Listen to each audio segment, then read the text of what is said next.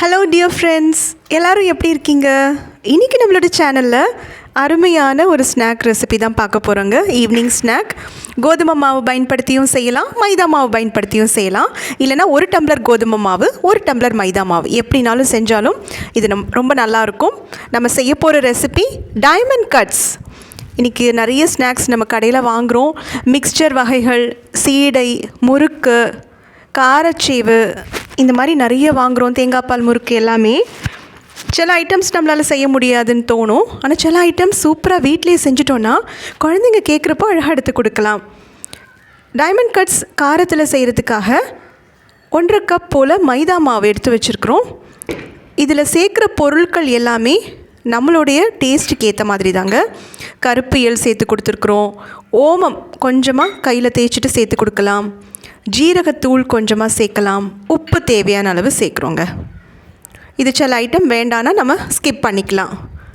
இது கூடவே ஒரு 1 டேபிள் ஸ்பூன் எண்ணெய், சாதாரண எண்ணெய் தாங்க, சூடான எண்ணெய் இல்லை, அதையும் ஊற்றி கொடுத்து ஃபஸ்ட்டு நல்லாவே பிசைஞ்சு விட்டுடலாம்.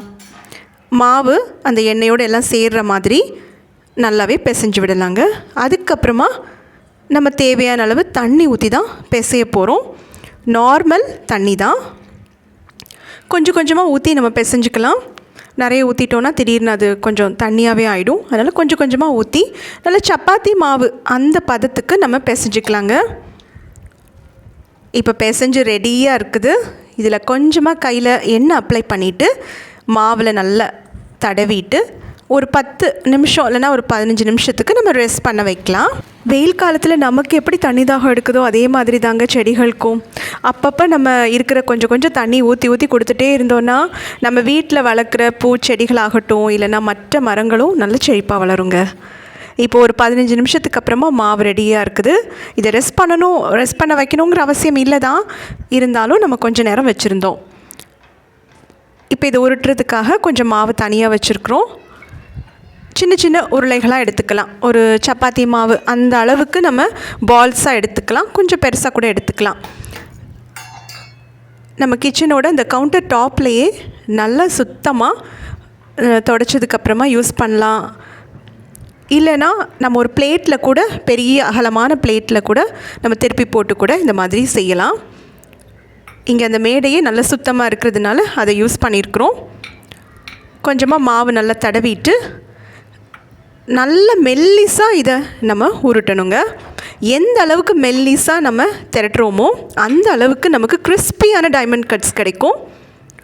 சப்பாத்தி அளவுக்கெல்லாம் நம்ம தேய்க்கக்கூடாது. அதை விட இன்னும் கொஞ்சம் மெல்லிஸாக தேய்ச்சிடணுங்க. இப்போது நேராக கோடு போட்டு கொடுக்கலாம். அதை கட் பண்ணிக்கலாம். பீட்சா கட்டர் இருந்துச்சுன்னா கட் பண்ணலாம். இன்னும் கத்தியால் கூட நம்ம கட் பண்ணிக்கலாங்க. அதுக்கப்புறம் சைடாக கட் பண்ணிவிட்டு அந்த ஒரு டைமண்ட் ஷேப்பில் வரணும், அவ்வளோதான். இது எந்த ஷேப்பில் வேணாலும் செய்யலாம். ஆனால் நமக்கு அது பேர் டைமண்ட் கட்ஸுங்கிறதுனால நம்ம அந்த ஷேப்பில் கட் பண்ணிக்கிறோம், அவ்வளோதாங்க. கொஞ்சம் திக்காக திரட்டிட்டோன்னா அதுக்கப்புறம் டைமண்ட் கட்ஸ் நமக்கு ரொம்ப சாஃப்டாக போயிடும். அது நல்லா இருக்காது, மொறுன்னு இருக்காது. அதனால் நல்ல மெல்லிஸாக நம்ம தேய்ச்சிக்கலாம். சப்பாத்தி மாவு விட நல்லாவே தேய்ச்சிக்கலாங்க. இப்போ க்ராஸாக நம்ம கட் பண்ணி கொடுக்கும்போது நமக்கு அந்த டைமண்ட் ஷேப் கிடைக்குது. ஜீரகம், ஓமம் எல்லாம் சேர்த்துருக்கறனால நல்லாவே டேஸ்ட்டாக இருக்கும் இந்த டைமண்ட் கட்ஸ் சாப்பிடும்போதுங்க. நமக்கு முடிஞ்ச அளவுக்கு நம்ம ஷேப் பண்ணி வச்சுக்கலாம். பாருங்கள், நல்லா மெல்லிஸாக இருக்குது. தனித்தனியாக எடுத்து வைக்கலாம். இது நம்ம எண்ணெயில் போடும்போது ஒரு வேளை சேர்ந்து போட்டால் கூட அது தனித்தனியாக ஃப்ரை ஆகிக்குங்க. அதனால் ரொம்ப தனித்தனியாக எடுக்க முடியலையேன்னு கூட நினச்சிக்க வேண்டாம். இப்போ நம்ம தனியாக எடுத்து வச்சுருக்குறோம். கொஞ்சம் மொத்தமாகவே தோசை திருப்பினால் எடுத்துட்டு அப்படியே சூடான எண்ணெயில் போட்டால் கூட அது கொஞ்சம் சூடாகும்போது தனியாக பிரிஞ்சு வந்துக்குங்க. இப்போ நல்லா எண்ணெய் சூடாக இருக்கணுங்க. அதுதான் அதோடைய டெக்னிக்கு. நல்லா சூடான எண்ணெய். அதுக்கப்புறமா நம்ம ஃப்ளேமை ரொம்ப சிம்மில் இல்லைங்க, மீடியம் டு சிம் அந்த ஒரு இதில் நம்ம வச்சுக்கலாம். ரொம்ப சிம்மில் வச்சாலும் அது மதன்னு ஆயிரும். அதனால் ஓரளவுக்கு நம்ம சூடாக இருக்கட்டும். ஆனால் ரொம்ப சூடாக இருந்துச்சுன்னா கடகடன்னு அது ப்ரௌன் கலரில் ஆயிரும். அப்புறம் உள்ளே வேகாத மாதிரி நமக்கு தேவையான கிறிஸ்பினஸ் கிடைக்காம போயிடுங்க. இங்கே இன்னொரு டிப்ஸ் என்னென்னா, நம்ம அந்த டைமண்ட் கட்ஸை சூடான எண்ணெயில் போட்ட உடனே பூரி எடுக்கிற அந்த கரண்டினால் லைட்டாக நம்ம ப்ரெஸ் பண்ணி கொடுக்கலாம். அப்போ நமக்கு நல்லாவே கொஞ்சம் உப்பெல்லாம் கிடைக்கும் அந்த டைமண்ட் கட்ஸ். கண்டிப்பாக அது ட்ரை பண்ணி பாருங்கங்க. இப்போ நாங்கள் ஃபஸ்ட்டு மாவு, மிளகாய் தூள்லாம் போட்டு காரத்துக்கு செஞ்சுருந்தோம். இன்னொரு கொஞ்சம் பேட்ச் மாவை நம்ம இனிப்பு டைமண்ட் கட் செய்கிறதுக்காக வெறும் லைட்டாக உப்பு மட்டும் போட்டு நம்ம பிசைஞ்சிருந்தோம், கொஞ்சம் எண்ணெய் ஊற்றி பிசைஞ்சிருந்தோம். அது தாங்க இப்போ ஃப்ரை பண்ணி எடுக்கிறோம். காரத்துக்கான டைமண்ட் கட்ஸை நம்ம இது முடித்ததுக்கப்புறமா ஃப்ரை பண்ணியிருந்தோங்க இன்னொரு எண்ணெயில். இது வெறுமனே இனிப்புக்கான அந்த டைமண்ட் கட்ஸ் தான் இப்போ நம்ம காட்டுறோம். இது இன்ஸ்டண்ட்டாக செய்கிற ஒரு இனிப்பு டைமண்ட் கட்ஸ். பொதுவாக இனிப்பு டைமண்ட் கட்ஸ் செய்கிறதுக்காக சர்க்கரை பாகு ஒரு நூல் அந்த பதத்துக்கு வந்ததுக்கப்புறமா அதில் நம்ம போட்டு மிக்ஸ் பண்ணுவோம். ஆனால் இன்றைக்கி நாங்கள் ஒரு சிம்பிளான ஒரு டிப்ஸு காட்ட போகிறோங்க. லாஸ்ட்டில் நம்ம பார்க்கலாம். இது வந்து பிளெயினான மைதா மாவு, கொஞ்சம் உப்பு, கொஞ்சம் எண்ணெய் சேர்த்து தண்ணி ஊற்றி பிசைஞ்ச மாவு. இது நம்ம இது மாதிரி ஃப்ரை பண்ணியிருக்கிறோம். இது முடித்ததுக்கப்புறமா நம்ம காரத்துக்கானதையும் நம்ம ஃப்ரை பண்ணியிருந்தோங்க. இப்போ ஒவ்வொரு பேட்சாக நம்ம கொஞ்சம் கொஞ்சமாக போட்டு ஃப்ரை பண்ணி எடுத்துக்கலாம். இங்கே வெறும் மைதா மாவு மட்டும் தான் சேர்த்துருக்குறோம். ஆனால் கோதுமை மாவு 1 டம்ளர், மைதா மாவு 1 டம்ளர் சேர்க்கும்போது கொஞ்சம் ஹெல்த்தியாக இருக்கும். இது ரொம்ப சிம்பிளான ரெசிபிங்க. மைதா மாவு காரத்துக்குன்னா அதுக்கேற்ற மாதிரி இன்க்ரீடியன்ட்ஸ், இனிப்புக்குன்னா ரொம்ப சிம்பிள், உப்பு மட்டும் போட்டு பிசைஞ்சு எடுத்தால் போதுமானது தான். ஆனால் இதை திரட்டுறதுல தான் ரொம்ப மெல்லிஸாக நம்ம அந்த பால்ஸை திரட்டுனா தான் இது ரொம்ப கிறிஸ்பியாக கிடைக்கும். கொஞ்சம் திக்காகிடுச்சுன்னா நமக்கு ஏற்ற மாதிரி அது நமக்கு கிடைக்காதுங்க. இப்போ இன்ஸ்டண்ட்டாக இனிப்பு டைமண்ட் கட் செய்கிறதுக்கு சூப்பர் டிப்ஸுங்க.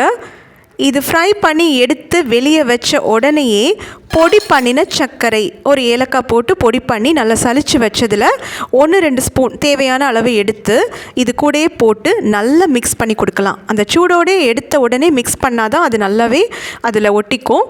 நல்லா மிக்ஸ் பண்ணிட்டோன்னா தேவையானதை அதில் எடுத்துக்கும். மிச்சம் அந்த கீழே அந்த பாத்திரத்தில் இருக்கும், அதை வேணால் நம்ம ரிமூவ் பண்ணிக்கலாம். இது வந்து இன்ஸ்டண்ட்டாக சாப்பிட்றதுக்கு மட்டும்தாங்க. அன்றைக்கி சாயந்தரம் சாப்பிடணும் ஆசையாக இருக்குது, குழந்தைங்க கேட்குறாங்கன்னா டக்குன்னு செஞ்சு கொடுத்துடலாம். ஏன்னா பாகு காய்ச்சணும், ஒரு நூல் பதத்துக்கு அந்த கம்பி பதத்துக்கு வர்ற அளவுக்கு செய்கிறதுக்கெலாம் டைம் ஆயிடுச்சுன்னா டக்குன்னு கொஞ்சம் மாவு எடுத்து உப்பு போட்டு கொஞ்சம் எண்ணெய் ஊற்றி பிசைஞ்சு ஃப்ரை பண்ணிவிட்டு இந்த மாதிரி சர்க்கரை, பொடி பண்ண சர்க்கரை போட்டு கொடுத்து பாருங்கள். குழந்தைங்க அவ்வளோ டேஸ்ட்டாக சாப்பிடுவாங்கங்க. இந்த 2 விதமான டைமண்ட் கட்ஸ் ட்ரை பண்ணி பாருங்கள். காரத்துலேயும் இங்கே ரெடியாக இருக்குது. ஜீரகம், ஓமம் வாசத்தோடு சூப்பராக இருக்குது. கொஞ்சம் கருவேப்பிலை பொடி பண்ணி போட்டுட்டோன்னா, கட் பண்ணி போட்டுட்டோன்னா அதுவும் தூக்கலாக இருக்குங்க. ஏர் டைட் பாக்ஸில் நம்ம ஸ்டோர் பண்ணிட்டோன்னா 1 வாரத்துக்கு மேலே கூட இதை நம்ம பத்திரமா சாப்பிட்லாம். தேவைப்படுற நேரத்தில் மட்டும் எடுத்து கையில் ஈரம் இல்லாமல் எடுத்துட்டு மறுபடியும் இந்த பாக்ஸை நல்லா டைட்டாக க்ளோஸ் பண்ணிவிட்டு நல்லா பத்திரமா வச்சிட்டோன்னா சூப்பராக நமக்கு இது மாதிரி சாப்பிட்லாங்க. இந்த இனிப்பு டைமண்ட் கட்ஸ் இன்ஸ்டண்ட்டாக செய்கிறத மட்டும் நம்ம உடனடியாக காலி பண்ணிக்கலாங்க. இப்போ நம்ம சூடான டீ கூட நம்மளோட டைமண்ட் கட்ஸை சர்வ் பண்ணிக்கலாம், என்ஜாய் பண்ணலாம். ரொம்ப டேஸ்ட்டாக இருந்ததுங்க. இந்த மாதிரி ஏதாவது செய்யும்போது அந்த ஈவினிங்கே நமக்கு ரொம்ப ஜாலியாக இருக்கும். நீங்களும் கண்டிப்பாக ட்ரை பண்ணி பாருங்கள். நம்மளோட சேனலில் நிறைய டிப்ஸ் இருக்குங்க, நீங்கள் அதை கூட பார்க்கலாம். கேக் ரெசிபி, நிறைய ப்ரௌனி அந்த மாதிரி கூட போட போகிறோம். எங்களோட சேனலில் சப்போர்ட் பண்ணதுக்கு ரொம்ப நன்றி. வீடியோஸ் லைக் பண்ணுங்கள், ஷேர் பண்ணுங்கள்.